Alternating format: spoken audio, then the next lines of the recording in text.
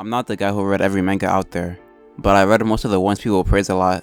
So I didn't read everything, but I read enough to say that Vagabond is probably the best manga I'll ever read. It's one of the ones you know everybody would like. There's stuff that will make you tear up, and shit that will hype you up. It's got everything you would need. I'm not gonna hyper-analyze it, but it has everything. It has good art, good characters, a good story, stuff that people would appreciate. That shit turned me philosophical for like a week. I was just thinking deep about random shit. So if you still haven't seen that yet, you should read it. Everyone already says it, but it's one of the mangas everybody should read.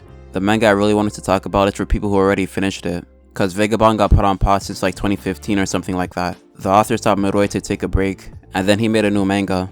Plus he's probably working with the studio that's making the Slam Dunk movie. He probably said at some point he does want to go back and finish it, but that shit is nowhere near happening yet. Probably after finishing Real and then taking a break, he might go back to finish it, but for a long time it's just been sitting there idle. When a manga is doing their story in Japan, it's either two versions. They choose between the Edo period or just modern Japan.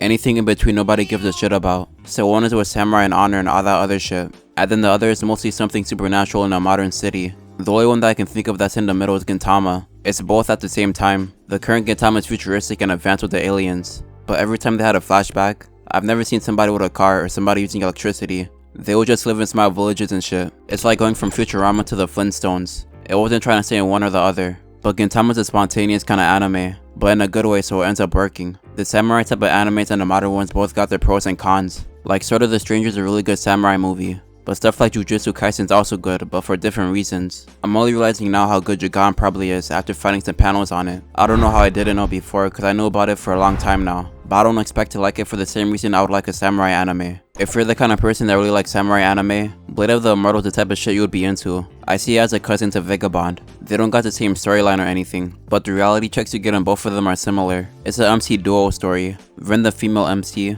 and Manji the guy that gets cut up every other fight. When I first saw it, I thought it would be one of those animes where it's technically two MCs, but it's really only one that gets all the attention. Like how Lucy somehow ends up secondary to Natsu in Fairy Tail. But in the description they made it clear as fuck she was supposed to be the MC, but Blade of the Immortal deals with it pretty well. I'm close to halfway right now and it's been pretty balanced so far. Some arcs are gonna focus more on one over the other, but overall they both get the same treatment. But it's basically about the two of them teaming up to find a Natsu, who's supposed to be based on Kage Hisa.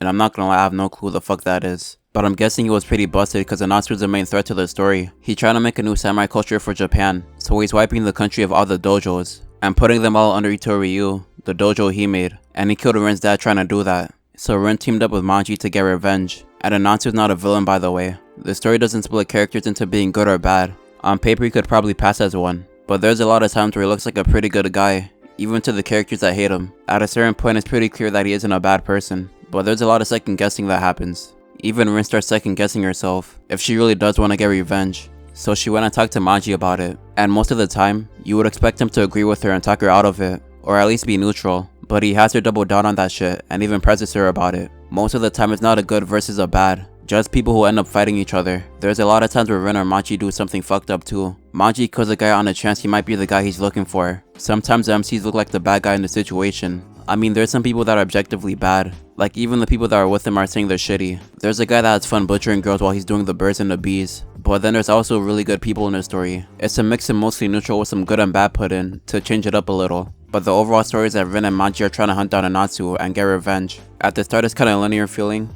but I think it's gonna go off from that eventually. Or at least have lots of other side things happen. The story isn't as linear as it sounds. Most people would like the side missions they do, but I could see some people seeing it as I'm killing time and getting bored by it. So it's like 2 days later and right now I'm at like chapter 130 or 150 between those. At like chapter 100 it took a pretty fucked up turn. I won't say what it was cause it's a big spoiler, but it was pretty fucked up. So I mean if you got that far you probably don't care about gore, but it gets pretty extreme. But I read like 50 chapters when I got there, so that's when it really gets good. It's like Elden Ring. Some people like looking for secret dungeons, and other people go straight to the main bosses. But so far all of them are pretty good, so I don't really see anybody getting annoyed by that. And also I don't know why, but it reads left to right, and I didn't notice until like chapter 10, so I felt tired reading it. So for the beginning it felt kinda dull, but it was mostly because I was reading it the wrong way. And also the scans at the start are really bad on every site that I checked, so you gotta get through that too. The fights kinda look motion blurry from it, like it makes it harder to understand the clashing and the movement. I'm looking back at it now and it's not as bad as I remember, so it was probably because I felt brain dead when I first read it, but I thought it was worth mentioning. But after I got through all that it got way easier to read, and that's when I really started to like it. It uses the Hajime no Ippo tactic kind of. for the first few fights. On paper, every fight in Ippo is the same. It has a routine that goes by, but when you're reading it, they all feel different because of who you're dealing with. That's basically what happens for like the first 50 chapters. It's the same routine of fighting and fighting somebody in the Ito Ryu, but the Ito Ryu is a mix of really different people, so every fight and setup is different from each other. One of the first is Magatsu, who's like a rogue kind of personality, and then a few chapters later, you find another that works as a prostitute for a living, and then a bunch of other parties you can meet in between, and the relationship could go either way. There's a guy who came back after losing, that carved out his arm bone to use as a weapon. You meet all kinds of strong people, either from the Ito Ryu or some other party, and there's no good or bad in the story, so sometimes you have all three against each other, or sometimes they team up if it makes sense in a moment. It's definitely a samurai kind of manga, but it cuts out all the Bushido shit most of them have. They do use an honor system, but they don't always use it or make it universal. Compared to a regular dojo, Anatsu's Bushido is very different. Having a couple of people who are like that makes sense, but not every person you meet is gonna care about honor. They get into street fights a couple of times,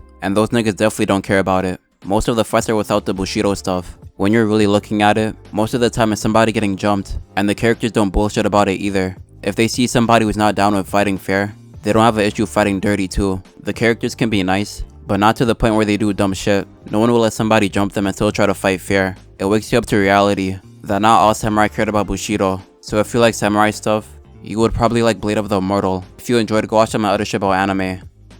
That's all I have to say though. Peace.